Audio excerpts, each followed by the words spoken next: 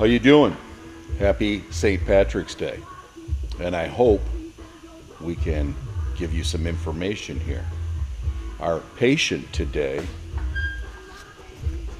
is this, a 2017 Nissan Sentra. Got hit in the rear and got hit in the front. So, as you can see, the fender was buckled. We were waiting for parts, but I decided to kind of pre-straighten it. It was bent right over. If you could see that right there, that big crease through there. You see that? We bent it back over, and now we got a light so we can attempt to repair this fender. It was bulged out way here too, but we pushed that in when we bent this around, and we got it looking pretty decent, but we needed that light to finalize it. You can also see right here in the hood, see the buckles? It buckled that hood.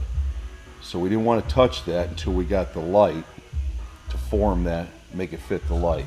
We got a new bumper, but we're going to leave this bumper on right now because, as usual, we're waiting for parts, which is the rear bumper.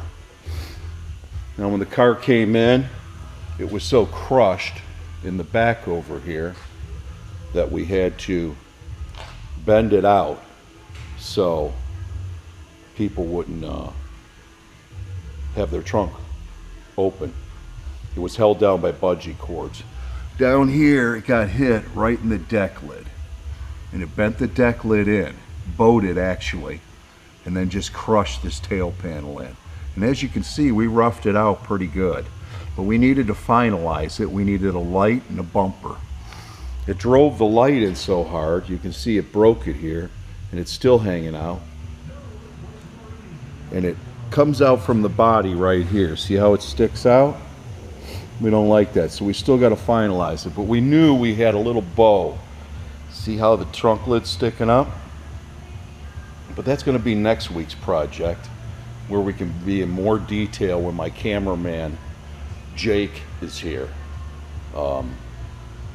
Jake is celebrating St. Patrick's Day, so that'll explain his absence.